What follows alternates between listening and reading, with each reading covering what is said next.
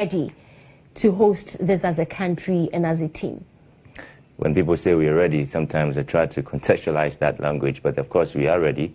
Everything shows we've had the draw done. Now everybody knows which groups they are going to be in.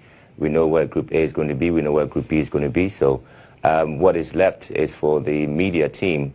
The last time we checked, we're going to get over 400 media personnel who are going to be in Ghana for the competition, both local and international. And the teams are also prepared. Let me tell you something. If people were a bit worried, initially, if the Black Queens were going to, put up a very good performance, but currently the team is expected. The last batch of foreign-based players that are expected in the country should be in, should at least arrive by the 3rd of November. And the Black Queens also have an international game or 3-nation tournament to play with Zambia, Kenya, and South Africa before the tournament. And so in terms of preparation, we're just up there. So, Abigail, you have been following this for the longest time, and Abigail, I think that your team needs to, your give. Team as well. Well, I don't. When I say your team, I don't mean the Black Queens. I'm talking about the team that is putting all of this together. You need to give props to Abigail because she's been championing for the women the whole time. Every single day she comes on Cheers, it's all about the women. So I can only imagine what is going through her mind now to see that. I know, right? Really, but Abigail, are you satisfied with how prepared we are? Because Graham is saying that we are prepared. Are you satisfied? On a scale of 1 to 10, I'll give ourselves 5. I believe that given the time that we were given the nod to host this, we should have done a lot more.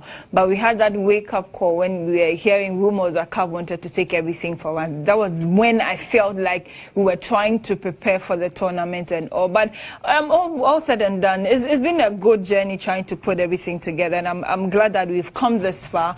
But I only wish that that vibe could have been more than it is now. We are counting down to 21 days today, and I don't see that enthusiasm from people. For me, it is my job, and for me, it is my passion. So what I do, I believe stays with me, but with the people, the masses that would want to see them fill the stadium is a problem. What comes to mind quickly is WAFU 2017.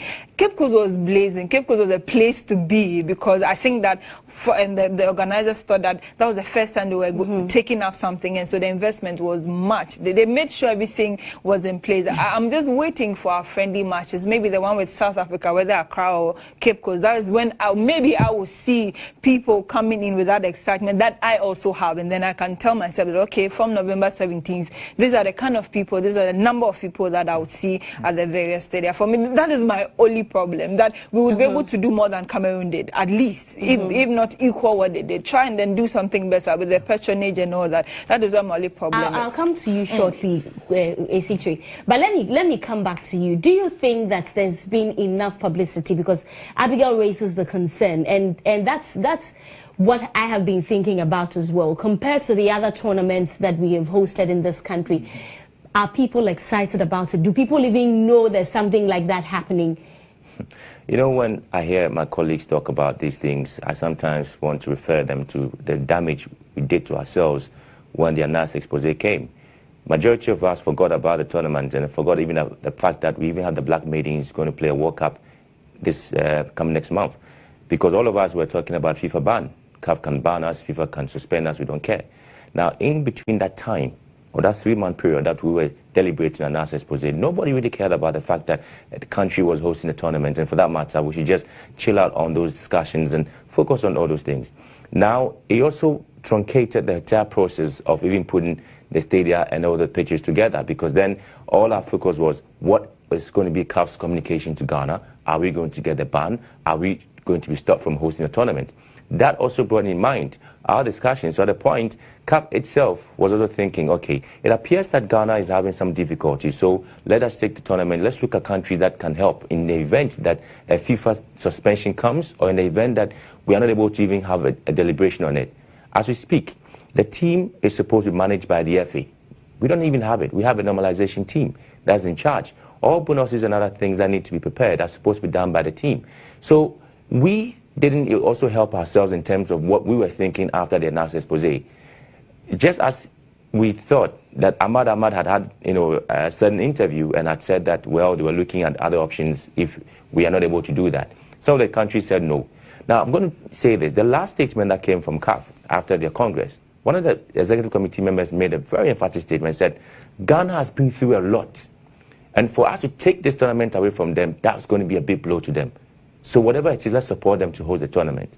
And for me, I think that is a very good statement that to come from them. Because yeah, but my question is, has there been enough publicity? That is what I'm making and you are blaming it on the announced expose, but it has been a while. That is react to that. You know, okay. I want to react to that. What Uli is saying, you know, before the announced expose, we all knew that we were going to host the Women AFCON.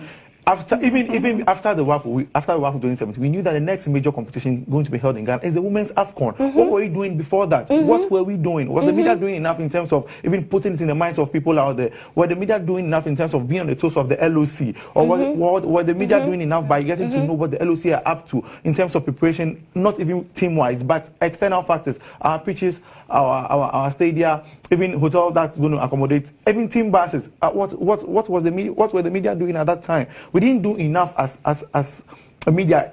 Mind you, the CAF media team itself or the CAF coordination team itself didn't do enough. I feel to work in tandem with media. Abigail, before I come to you and Graham, this I mean when I ask you if there's enough publicity, I am not trying to attack the team that is organizing the tournament. No, I'm not saying that. I know. I just don't understand why this has to be blamed on the ANAS expose. Because just a few weeks ago, hold on, just a few weeks ago, the Black Stars were in town and we were excited about it. People wanted to watch the game.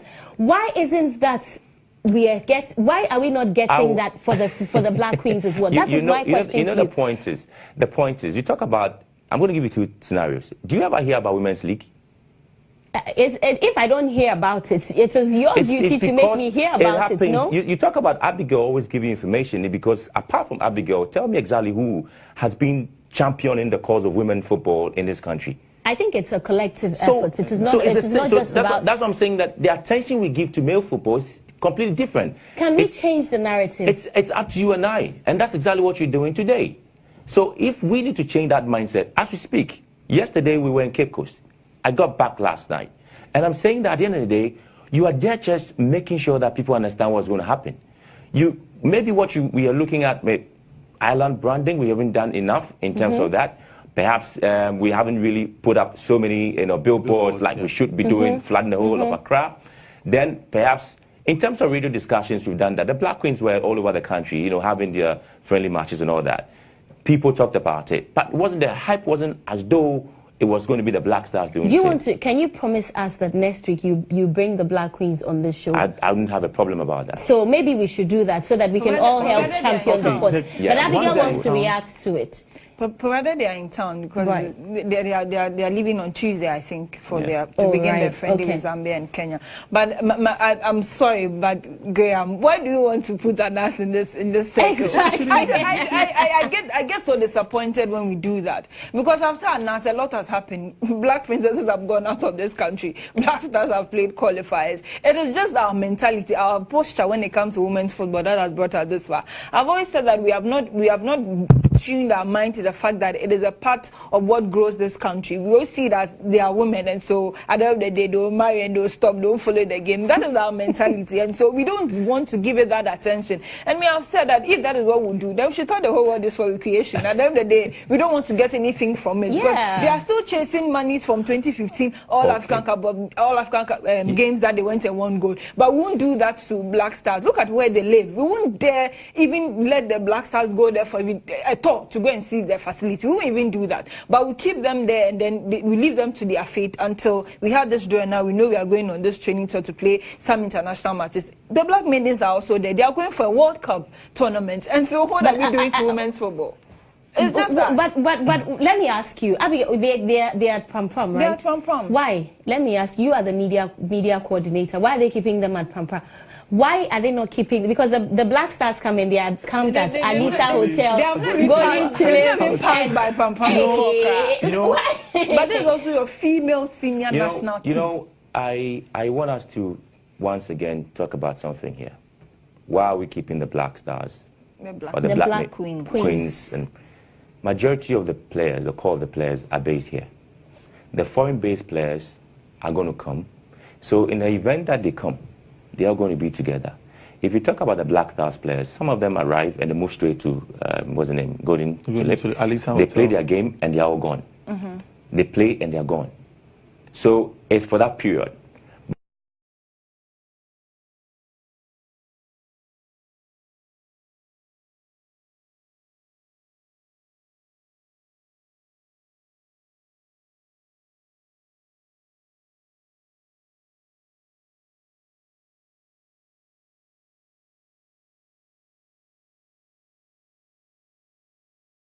Travel outside.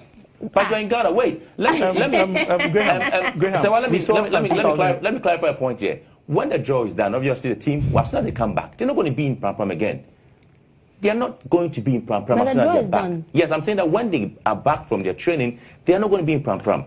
The hotels are going to take care of them. We have Movenpick, we have Kempinski, we have M Plaza. We have, what's the name, A1 at... I'm sure you take them to M Plaza. I'm saying that as soon as they are back... You know, so Pram Pram has been like a primary stage for all of them. I remember in 2008... But the Black Stars were there. Exactly. I remember in 2008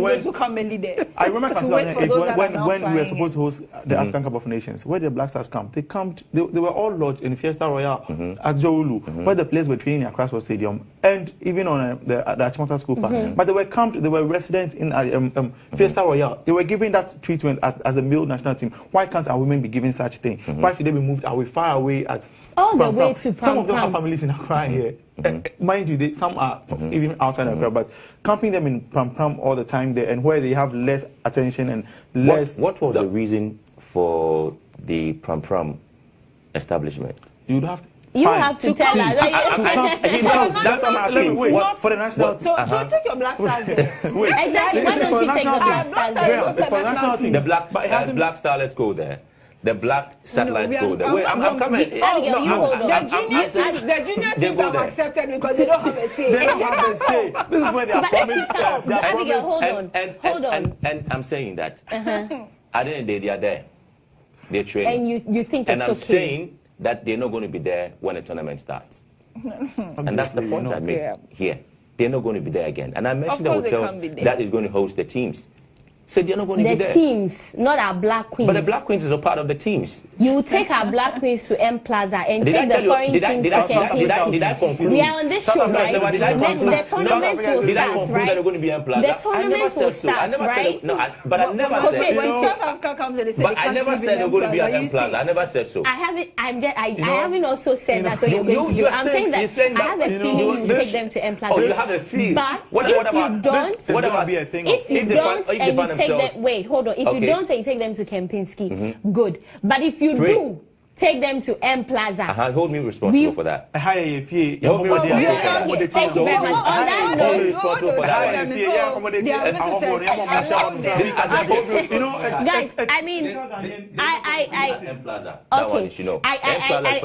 I need our viewers to join in this conversation, because I personally think the Black Queens have never been treated fairly. We have not given them the same treatment that we give to the Black Stars, but they are the senior female national team. So let us know what you think. Share the link and send us your thoughts and comments. We are live on Facebook, and you